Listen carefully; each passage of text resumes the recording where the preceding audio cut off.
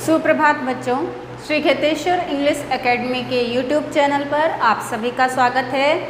और हम पढ़ रहे हैं कक्षा 10 में हिंदी पाठ्य पुस्तक क्षितिज के गद्य खंड के अंतर्गत पाठ 14 अमर शहीद पाठ के एकांकीकार हैं लक्ष्मी नारायण रंगा।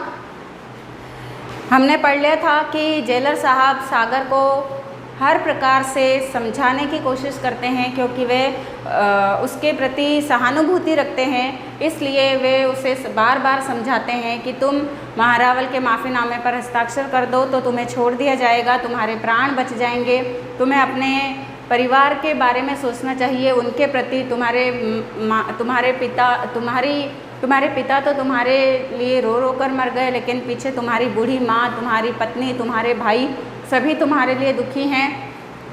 लेकिन जो सागर मलगोपा है वह कहता है कि उसके लिए तो उसका देश ही उसका परिवार है और उसके प्रति उसका कर्तव्य प्रथम है, और इसीलिए वह अपने प्राण देकर भी अपने कर्तव्य को पूरा करेगा और वह किसी भी प्रकार से जेलर साहब की बात नहीं मानता है। तो ये हमने पढ़ा था। जब जेलर साहब उससे कह देते हैं, हमने पढ़ा था कि जब जेलर साहब उसे कहते हैं कि देख मैं तुझे समझाता हूँ, आगे पढ़ रहे हैं हम पेज नंबर 75 पर, ठीक है। तो जेलर साहब कहते हैं, देख मैं तुझे समझाता हूँ, तू मान जा, नहीं तो ये तेरी बोटी बोटी नोच लेंगे, तुझे ये ऐसी अमानवीय ऐसी यातनाएं देंगे कि पत्थर का कलेजा भी दहल जाए। जेलर साहब थक जाते हैं, कोई रास्ता उन्हें नहीं सूझता। तब वे कहते हैं कि देख मैं तुझे समझा रहा हूँ और तू मान जा, ये तेरी बोटी बोटी नोच लेंगे और ऐसी यातनाएं देंगे, ऐसी पीड़ाएं देंगे, ऐसे अत्याचार करेंगे कि जो पत्थर, जो कि एक निर्जीव वस्तु है, पत्थर का भी दिल दहल जाए, ऐसी यातनाएं तुम्हें ये देंगे। सागर साहस के साथ में कहता है, ये दुख और यातनाएं स्वतंत्रता की आग में घी सींचने का काम करेंगी जेलर साहब। जितना इस तन को सताया जाएगा उतना ही प्राणों की लौ और तेज होगी। स्वतंत्रता का कमल शहीदों के रक्त सरोवर में ही उगता है, बढ़ता है। और इस प्रकार वह रुककर सांस लेता है। वो क्या कहता है, जब उसे जेलर साहब समझाते हैं कि तुम समझ जाओ, ये लोग तुम्हारे साथ में बहुत बुरा करेंगे, तुम्हें बहुत सी यातनाएं देंगे, तुम्हारी बोटी बोटी नोच लेंगे।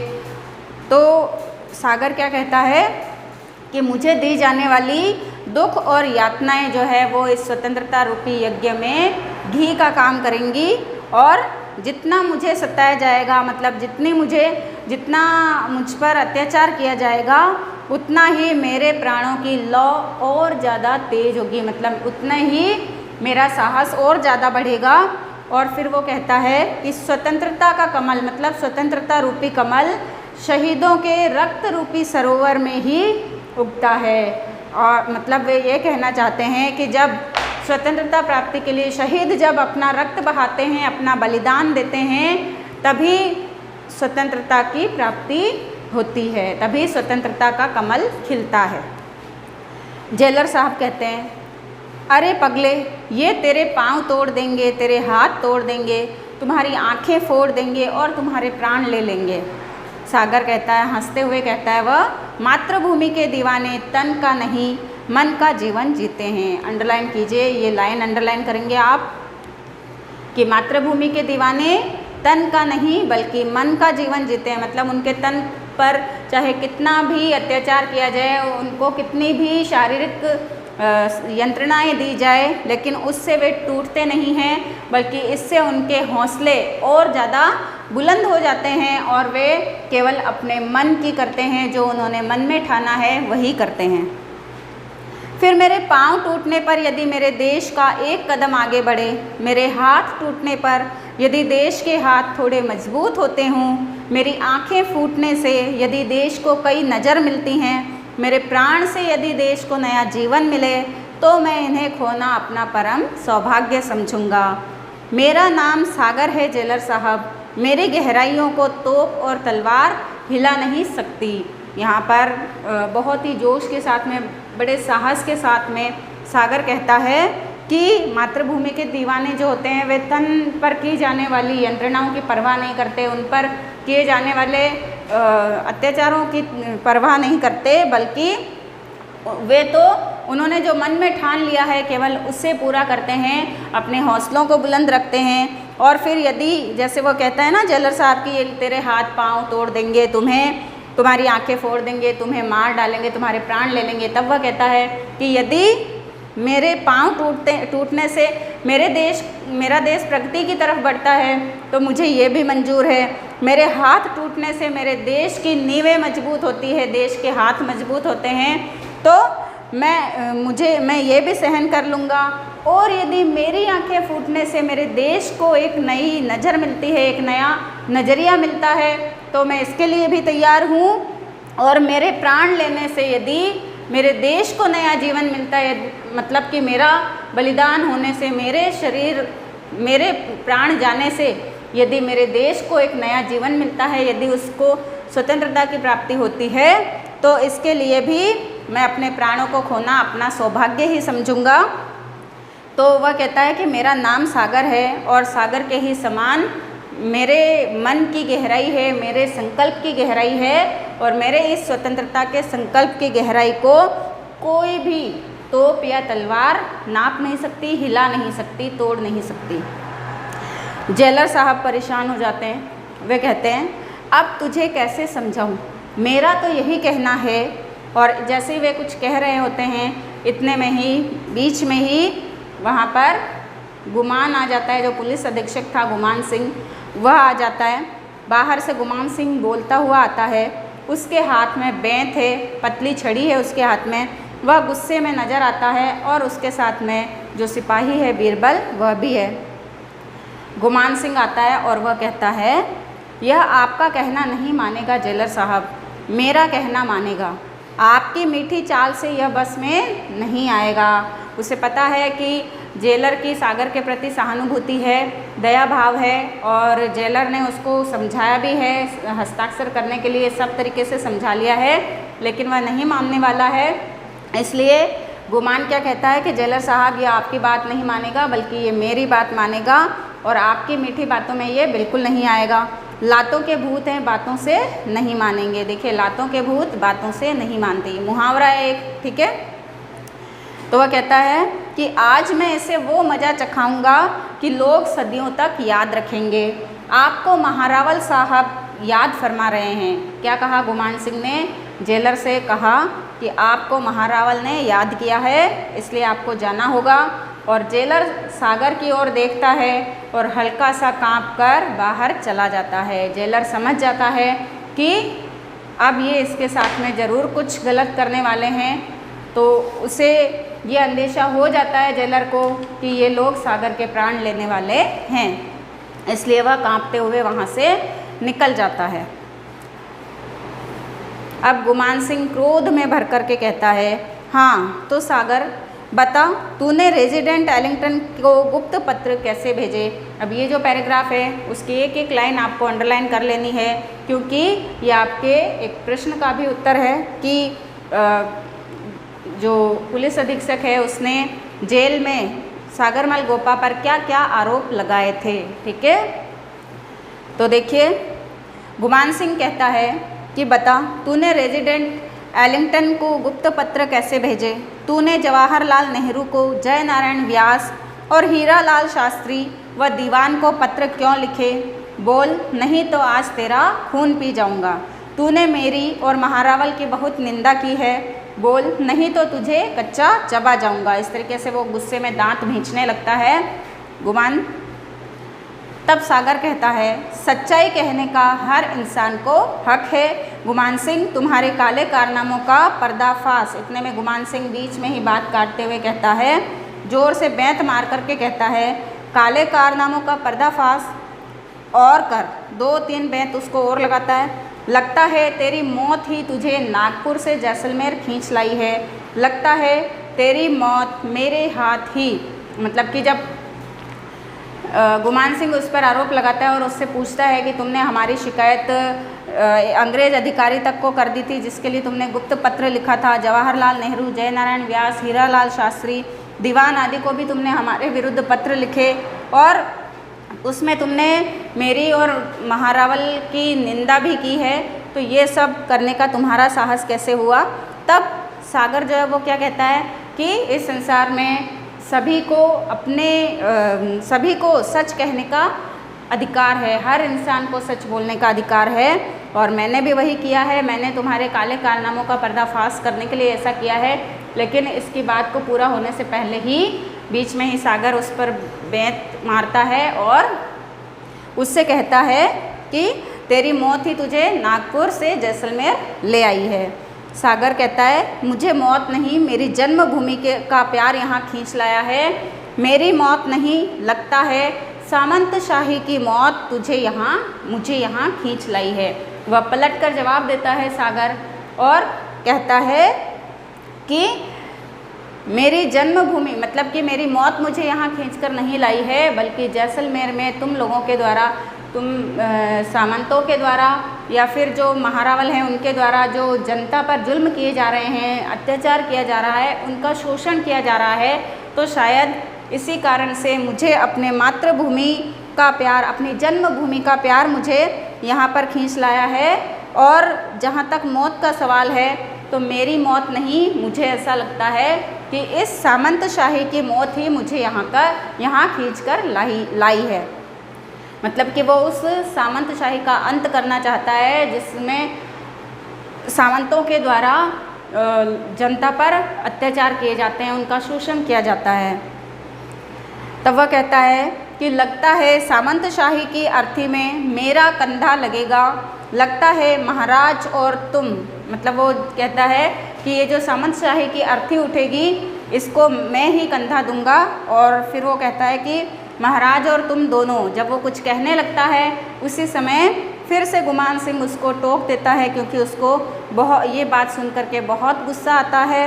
और तब वह कहता है, चीख करके कहता है, चुप रह बदतमीज़, तेरी जुबान खींच लूँगा। और वह ज़ोर से पुकार करके अपने सिपाहियों को आवाज़ देता है, अहमद इसे ले जाओ और माचा चढ़ाओ, इसके मुंह, नाक, आँख और निचले अंगों में मिर्ची भर दो, इसकी ऐसी हालत कर दो कि यह मौत के लिए भीख मांगे और मौत भी इसे भीख ना दे, खींच डालो इसकी खाल। वे लोग आते हैं, ज़बरदस्ती उसको घसीट कर ले जाते हैं और गुमान सिंह कोठरी से कुछ सोचता हुआ चक्कर लगाता रहता है कोठरी में। मतलब कि वह सोच रहा होता है कि अब क्या किया जाना चाहिए, क्योंकि सागरमल किसी भी प्रकार से उसकी बात को नहीं मानता है, उस पर लगाए गए आरोपों को स्वीकार नहीं करता है, माफ़ीनामे पर हस्ताक्षर नहीं करता है। तो इस प्रकार से गुमान सिंह ने इतने अत्याचार उस पर किए, परंतु वह टूटता नहीं है। इसलिए वह अब कोठरी में चक्कर लगाते हुए उसके बारे में कुछ सोचने लगता है। लगता है कोई भयंकर निर्णय लेने वाला है, ऐसा लगता है कि अब वो कोई भयंकर निर्णय लेने वाला है। थोड़ी देर में सागर की दिल दहलाने वाली चीखें सुनाई देती है और उन लोगों का अट्टहास, मतलब ज़ोर ज़ोर से सिपाही हंस रहे हैं और सागर जो है वो ज़ोर ज़ोर से चिल्ला रहा है। और गुमान सिंह सागरमल की चीख सुनकर मुस्कुराता है।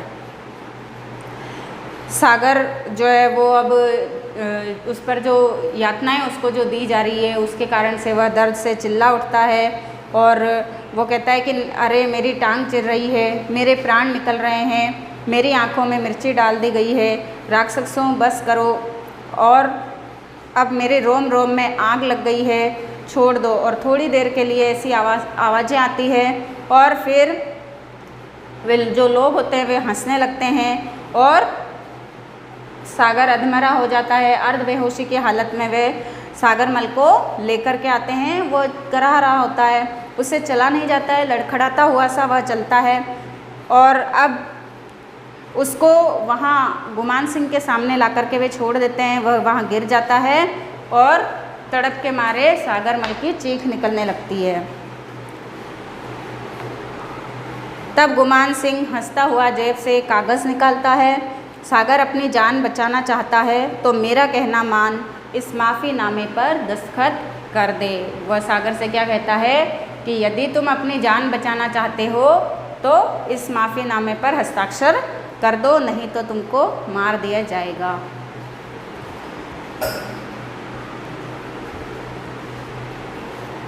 सागर जो है वो चीखता है और चीख कर क्या कहता है कि मेरे मौत के पैगाम पर दस्तखत करा ले गुमान सिंह, पर माफ़ीनामे पर जीते जी दस्तखत नहीं करूँगा। तुम लोगों ने पहले भी नार की यातनाएँ देकर मुझे गफलत में दस्तखत करा लिए और मुझे नाहक बदनाम किया।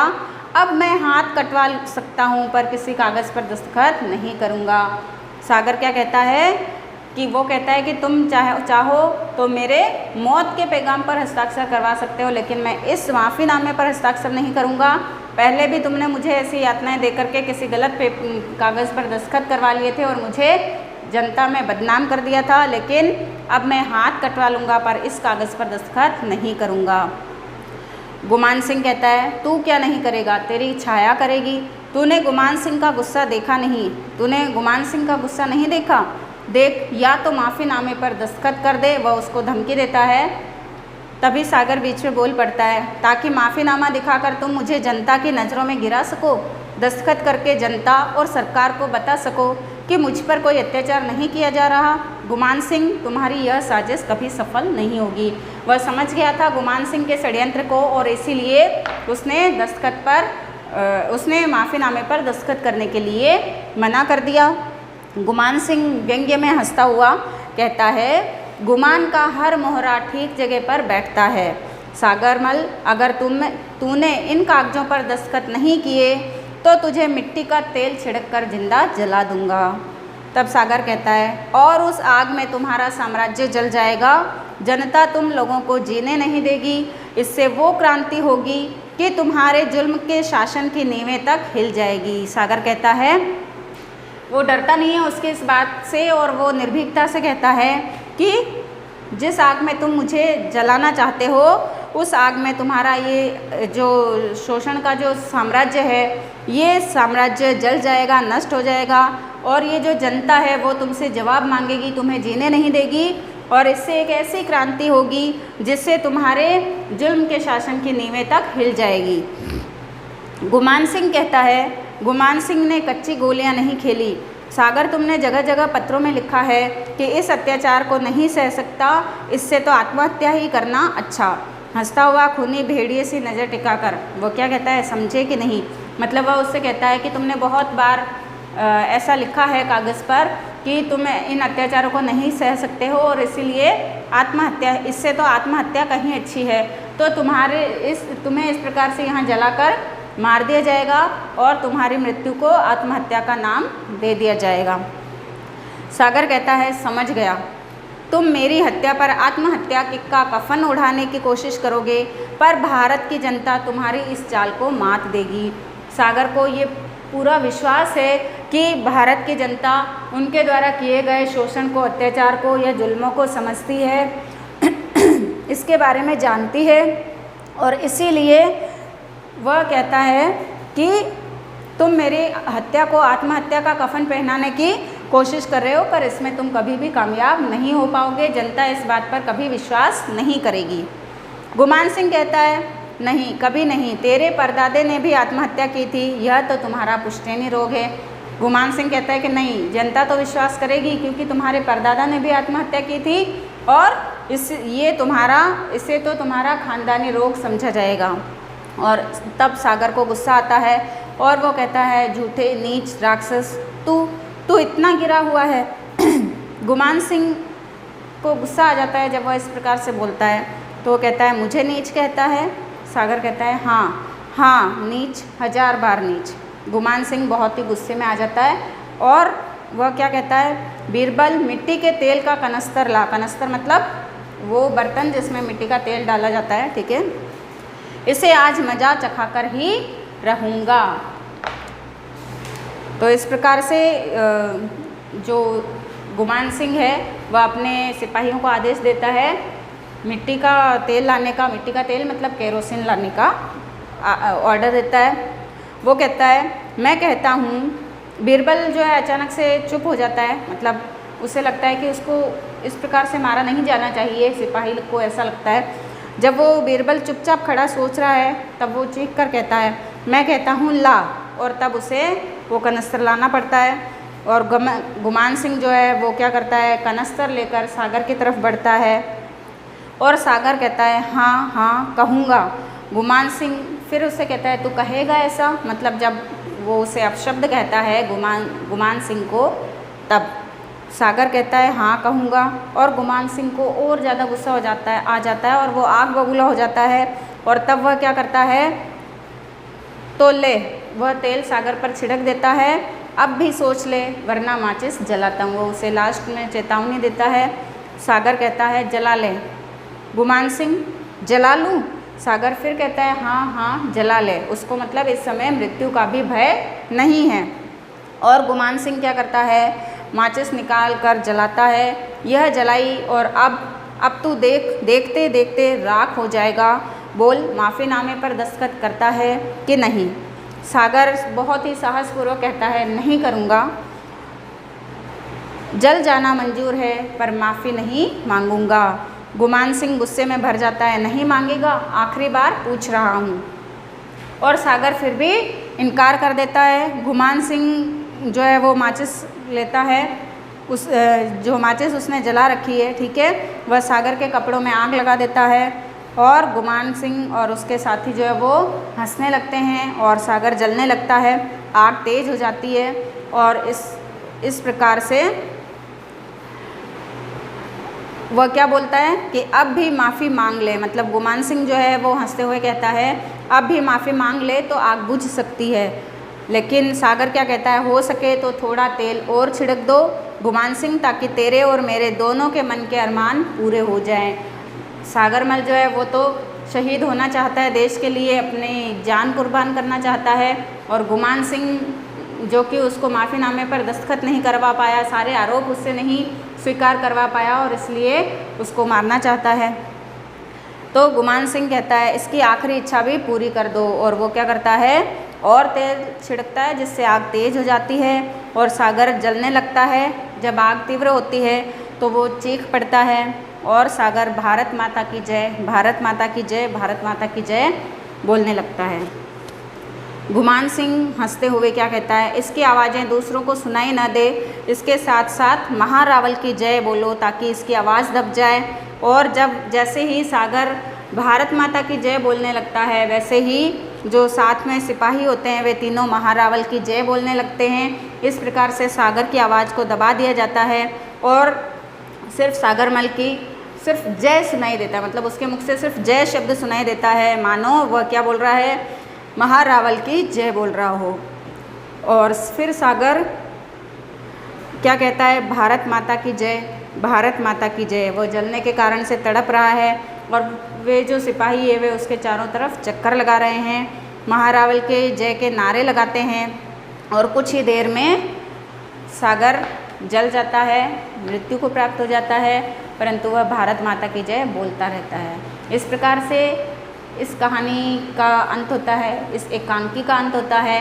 तो हमने इसमें पढ़ा कि कैसे सागरमल ने निर्भीक होकर के गुमान सिंह के किसी भी आरोपों को स्वीकार नहीं किया और अपनी मातृभूमि की रक्षा के लिए, उसकी स्वतंत्रता के लिए अपने प्राणों की आहुति दे दी। उसको जेल में जिंदा जला दिया गया, लेकिन फिर भी वह नहीं टूटा। तो ये थी एक महान स्वतंत्रता सेनानी सागरमल गोपा की कहानी, अमर कहानी, जो कि हमने पढ़ी और इस तरीके से वह अमर शहीद बन गए। तो बच्चों ये पाठ आपका पूरा हो गया है। मैंने आपको इसके प्रश्नोत्तर दिए थे अति लघुत्रात्मक तक। इसके आगे के प्रश्न हम अगले वीडियो में करेंगे। आज की कक्षा हम यहीं समाप्त करते हैं। आपका दिन शुभ हो। धन्यवाद।